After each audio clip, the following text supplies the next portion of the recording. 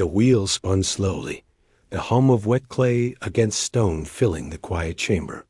Khemu leaned forward, his bare chest glistening with sweat, fingers steady as they shaped the clay into form.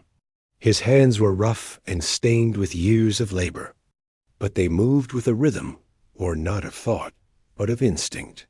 Each jar he made seemed to carry a life of its own, as though the earth whispered to him while he worked. Light from the small window spilled across shelves stacked with finished vessels.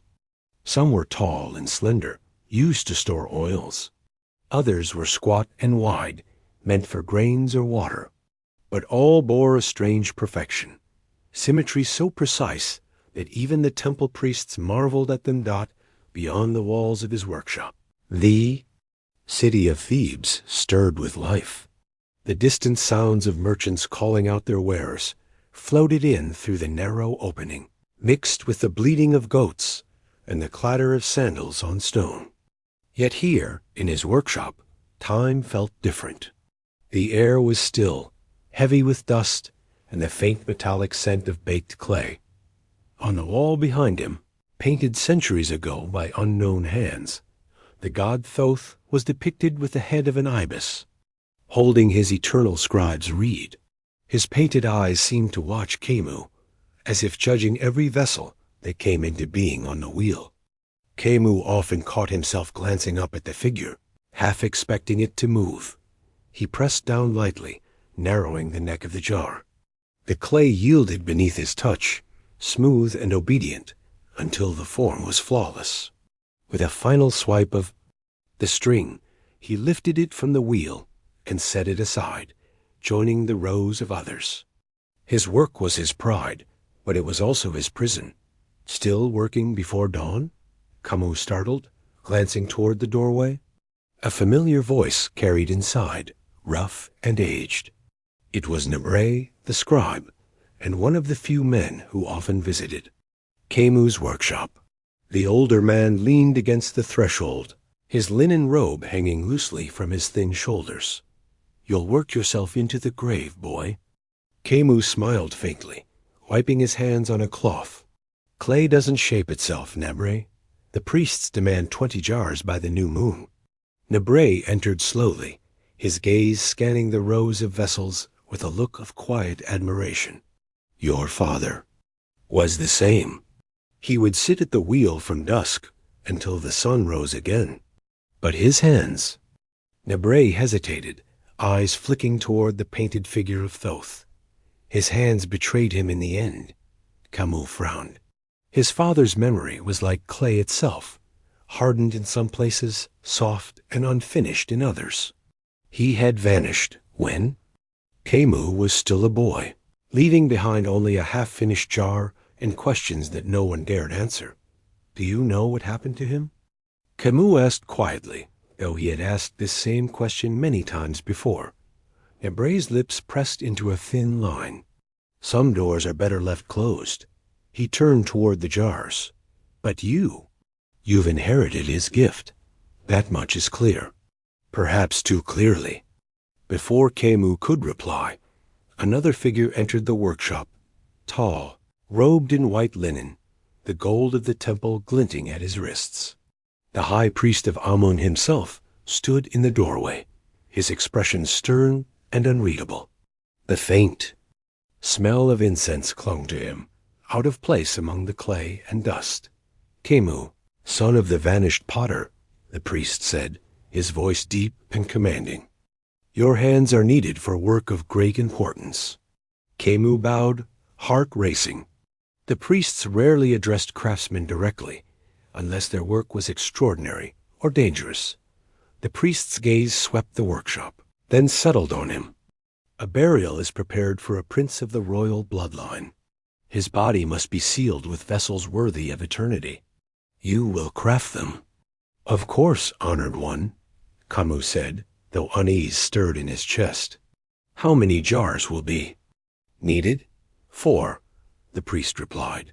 4 jars, each inscribed with glyphs of protection. But these will not be ordinary canopit jars. They must be perfect. No flaw may exist, or the soul of the prince will not be contained. Khemu hesitated, glancing at Nabre. The scribe's face had gone pale, and his eyes urged caution. But under the priest's gaze, refusal was unthinkable. "I will do as commanded," Khemu said, bowing again. The priest's lips curved into something almost like a smile. "Good. The kingdom rests on your skill. Begin at once." With that, he turned and left. His robes trailing like whispers of smoke. Silence filled the room once more. Nabre stared at him with troubled eyes. "Do you understand what you have agreed to, boy?" "They are just jars," Khemu said, though his words felt hollow even to himself. Nabre shook his head. "Not jars, chains. Do you not know the tale of the prince?" Khemu shook his head slowly. He had heard rumors of princes who angered the gods, but no details. Nabre lowered his voice. He defied Mat itself. He sought to live forever by binding his ka outside his body. The priests cursed his name, erased it from walls, buried him in silence. But silence is not death, Khemu. The jars you make are not to preserve his body. They are to bind his spirit. And such bindings demand a price. A chill swept through the workshop. Khemu glanced at his hands, now stained with drawing clay. The idea that his craft, the only thing he truly loved, might be used for such a purpose unsettled him deeply. That night, as the city quieted and the moon rose over Thebes, Khemu lay restless on his mat. He dreamed of clay that pulsed like living flesh, of jars that whispered in voices he almost recognized. He saw his father's hands, rough and scarred, pressing against the inside of a vessel as though trapped within. He woke drenched in sweat, the painted eyes of Thoth glimmering faintly in the starlight. For the first time in his life, the workshop did not feel like home. It felt like a tomb, and somewhere deep in the corner, where unfinished clay sat waiting, one lump seemed to shift, ever so slightly, as if breathing. Equals the following morning, Khemu set to work with a heavy heart. The priests had delivered fine Nile clay to his doorstep at dawn, carried in woven baskets that looked older than the city itself. The clay was strange, darker than the earth he usually worked with, threaded with glittering flecks that shimmered faintly in the light. When he pressed it between his fingers, it felt warm, almost alive. He sat at the wheel, Nabre watching silently from the corner. The scribe had insisted on staying, though he gave no reason. Khemu's hands trembled slightly as he pressed the clay down, centering it. Slowly, the wheel turned, and the clay rose beneath his fingers. The moment the shape began to form, a faint whisper brushed his ear. He froze, glancing over his shoulder. The workshop was empty except for Nabre, who frowned. "What is it?" the scribe asked. "Nothing," Khemu said quickly, though his heart pounded. He forced his attention back to the vessel. The jar rose smooth and tall, the rim perfect, the body flawless. Yet as he shaped it, the whisper returned, words just beyond understanding, like voices speaking through water. His hands moved faster, driven not by thought but by the sound. When he finished, the jar stood taller than any he had made before, its surface gleaming faintly as if polished from within. Nabre approached it cautiously. "It feels wrong." Khemu nodded slowly. He felt it too. That night, when the kill roared with fire, Khemu slid the jar inside. Flames licked the clay, the air growing thick with heat. Yet something was different. The fire crackled louder, almost like laughter. Khemu stepped back uneasily. Nabre placed a hand on his shoulder. "Do you hear it too?" Before Khemu could answer, a sudden sharp crack split the silence. One of the smaller jars he had placed alongside shattered violently, spilling fragments across the kill floor. A gust of black sand burst from it, swirling unnaturally before vanishing into the smoke. Khemu's breath caught. What was that? Nabre's eyes were wide. something that should never be freed. The two men stood frozen, watching as the larger jar glowed faintly within the kiln. Its surface shifted as though patterns were forming on their own. When Khemu pulled it out at dawn, the jar bore strange lines, faint glyphs that he had not carved. They looked like chains winding across its body. Khemu staggered back. "I didn't make these." Nebray's face paled. Then the clay remembers. The following days blurred into restless labor. Khemu worked tirelessly at the wheel, shaping 3 more jars as commanded. Each one felt heavier than the last, as though holding something unseen. And each night his dreams worsened. He dreamed of shadowed corridors beneath the earth, of walls carved with screaming faces. He saw his father, arms outstretched, palms pressed against the inside of a jar, lips moving soundlessly. And always behind him, a figure cloaked in darkness, a prince whose eyes burned with eternal hunger. On the 4th night, unable to endure the dreams, Khemu slipped into the temple storerooms. Nebray followed reluctantly, muttering prayers. Under his breath, the chamber smelled of incense and old stone, lit only by flickering oil lamps in the deepest room. Hidden beneath cloth and dust, Khemu found it, a chisel marked with the name of his father. His throat tightened as he traced the inscription. "He was here," Khemu whispered. Nebray's face was grim. "Yes, he too was chosen. What happened to him?" The scribe's eyes darted nervously to the walls. His jars were perfect, too perfect. The priests feared him. They say he vanished the night he sealed the prince's tomb. Khemu clenched the chisel in his hand. Vanished, not dead, not buried, simply gone. A sudden gust extinguished their lamp. In the darkness, a voice whispered, soft and close, "Finish. Them or join him." The 2 men stumbled out into the moonlight, shaken and silent. The next day, Khemu sat before the 4th jar. The clay felt heavier than stone, resisting his touch. His arms ached, his hands blistered, but he pressed on. As the vessel rose beneath his fingers, the whispers grew louder, clearer. "Do not bind me, Potter. Free me, and I will give you what your father never had. Power beyond Pharaohs. Immortality beyond gods." Khemu gritted his teeth, shaping. "The rim. You are nothing but shadow," he muttered. The voice laughed softly. "And yet you hear me." The jar was finished by nightfall, its surface smooth, perfect, but it did not feel empty. It pulsed faintly beneath his touch, like the beating of a heart. Nebray refused to go near it. "This is not clay, Khemu. It is a prison." Khemu wiped sweat from his brow, staring at the jar. "Then why does it feel alive?" That night, as the workshop slept, Khemu was awakened by a faint sound, a vibration. His eyes shot open, and he saw it, the 4th jar trembling on its shelf, faint cracks snaking along its surface. He stumbled to his feet, heart racing. No, the jar rattled violently, dust raining from the shelf. Then, with a sharp crack, a fragment broke loose. From the opening seeped a thin stream of black smoke. Coiling into the air, it swirled, thickening, until a hand, skeletal and shadowy, pushed through the crack. Fingers clawed into the air, reaching. Khemu froze. Breath caught in his throat. The jar pulsed like a living heart, each thud louder than the last dot behind him.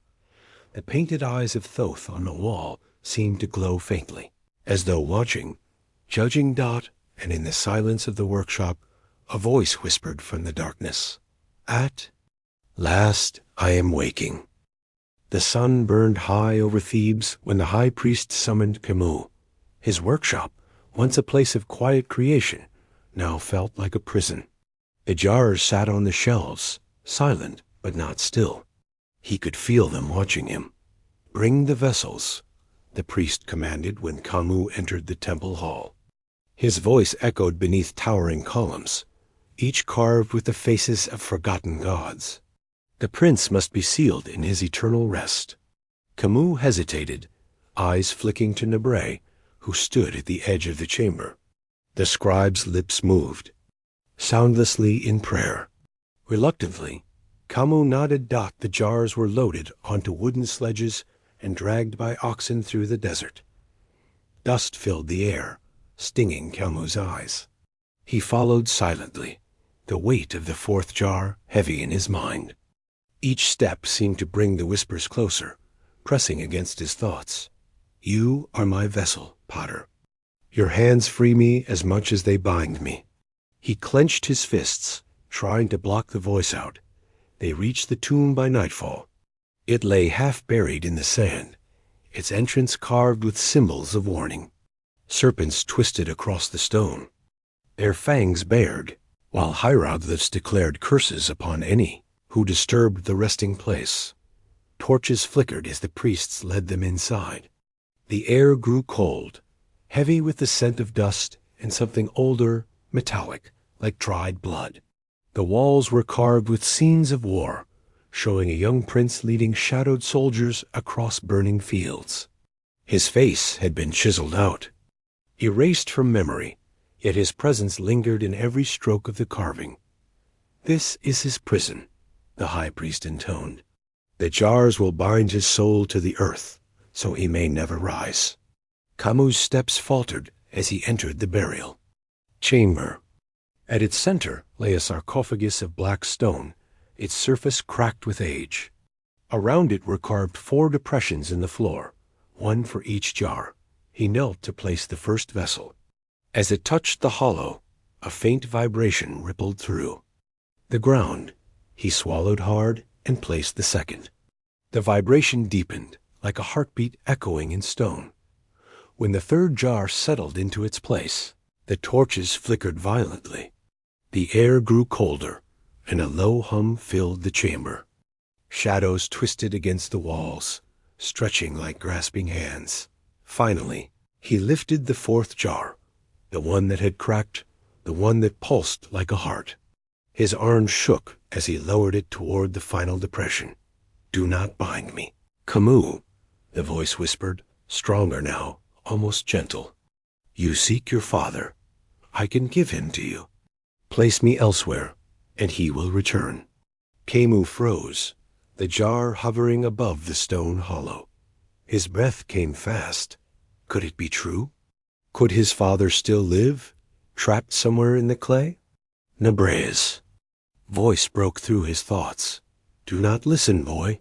The scribe's face was pale with terror. It twists the truth. That is its nature. Khemu clenched his jaw and set the jar into the depression. The chamber shuddered violently. Dust rained from the ceiling. The sarcophagus cracked further, a jagged line splitting its length.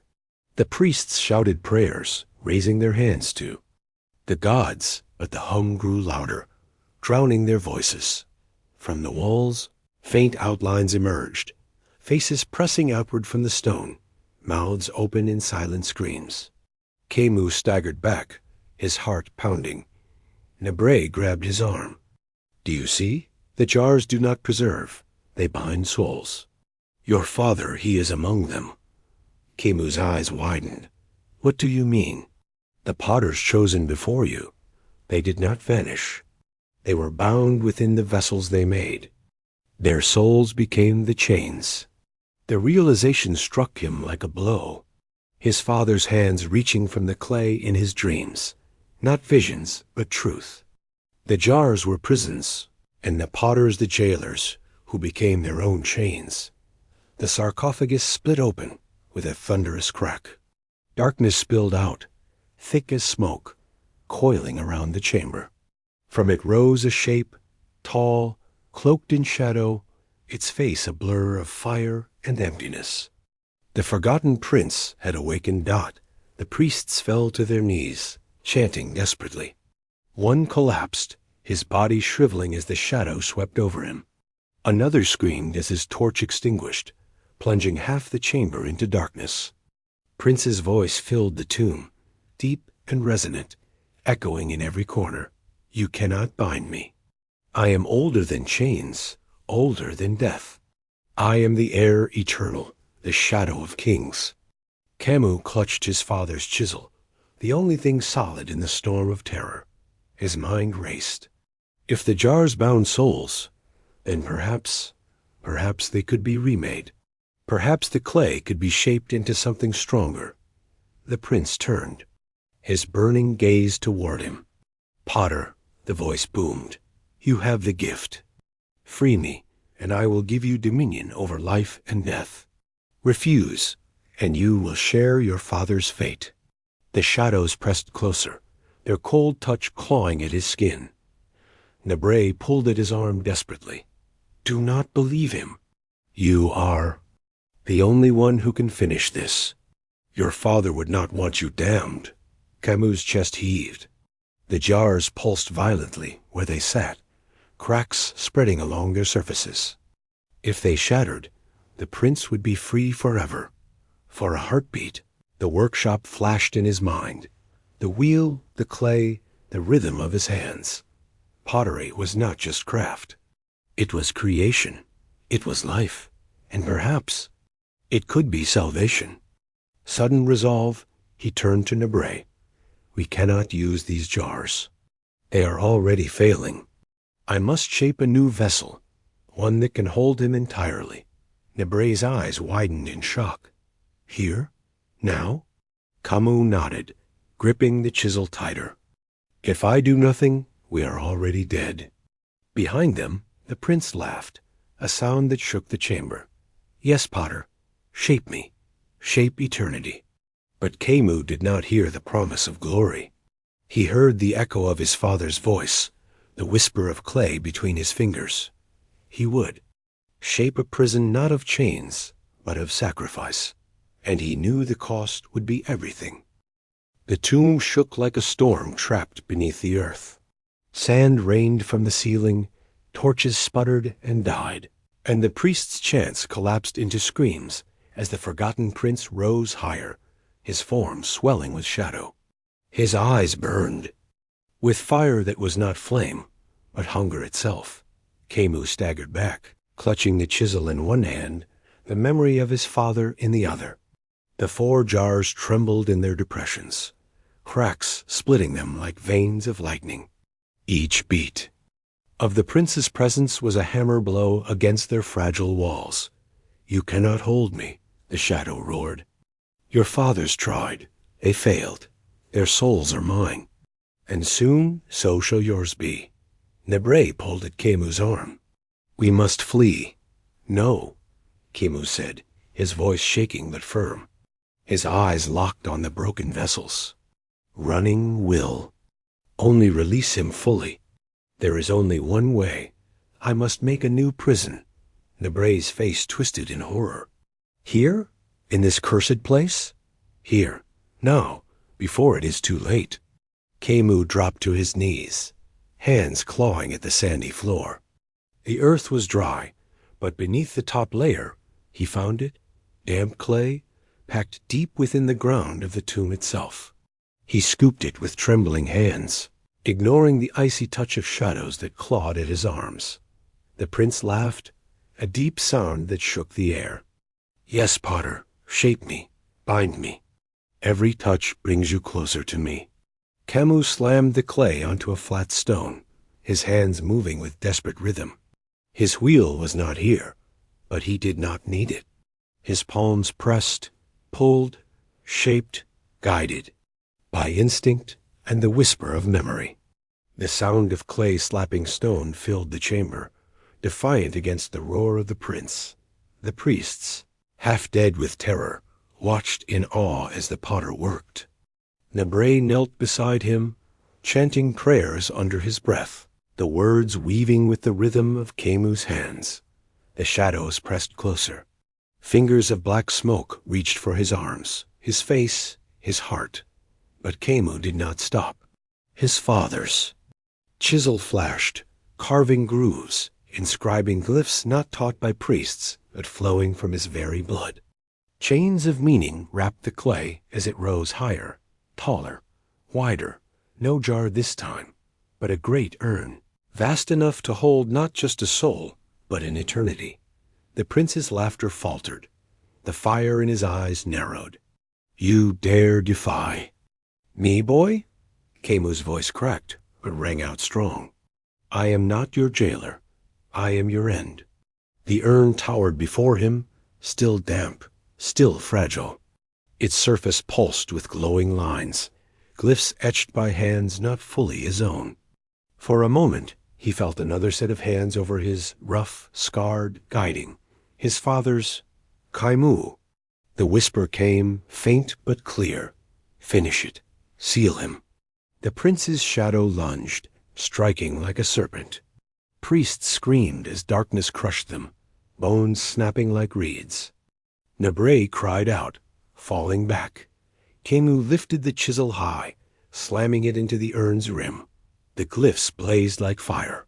The shadow shrieked, its form unraveling, torn from the sarcophagus like smoke, sucked into a storm. No, the prince roared, his voice shaking the tomb. You cannot bind what is eternal. The urn's mouth yawned wide, pulling. Sand whipped into the air, stones tore from the walls, even torches ripped from their sconces as the vessel drank everything.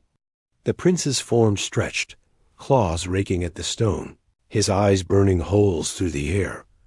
Khemu pressed his palms against the clay, pouring himself into it, his strength, his will, his very breath. The urn hardened beneath his touch, glowing brighter as the shadow was dragged, inch by inch, screaming into its depths. The prince's voice turned from rage to temptation. Khemu, do not do this. Free me, and I will return your father. I will give you life unending, power eternal. You need only break the clay. For a heartbeat, Khemu wavered. He saw his father's face in the smoke, eyes pleading. But then, he remembered the truth. The jars were prisons not only for the cursed, but for the potters who made them. His father's fate was sealed long ago, yet his sacrifice had given Khemu strength. No, Khemu whispered, tears burning his eyes. Your time is over. With one final cry, he drove the chisel into the urn. The glyphs flared, the mouth sealed, and the forgotten prince was ripped inside, his scream echoing until it vanished into silence. The chamber collapsed around him. Stones fell, sand poured, torches died. The priests who survived fled into the desert, their prayers broken. Only Khemu and Nebray remained. The urn stood in the center of the tomb, faintly glowing, vibrating as if something still struggled within. Khemu's hands bled from the effort, his body trembling, but he stood tall. Nebray clutched his arm. You did it. You truly did it. Khemu shook his head slowly. No, it is not ended. He is bound, but not destroyed. Someone must guard him. Nebray's face fell. You mean? Yes, Khemu said, his voice steady. The urn is my work. It carries my mark, my soul. It will always call to me. If left unguarded, it may break again. I must stay. The scribe's eyes filled with grief. Then your fate is sealed like your father's. Khemu placed a hand on Nebray's shoulder. Tell the world that the potter's craft is not only for vessels of grain or water. It is the shield of eternity.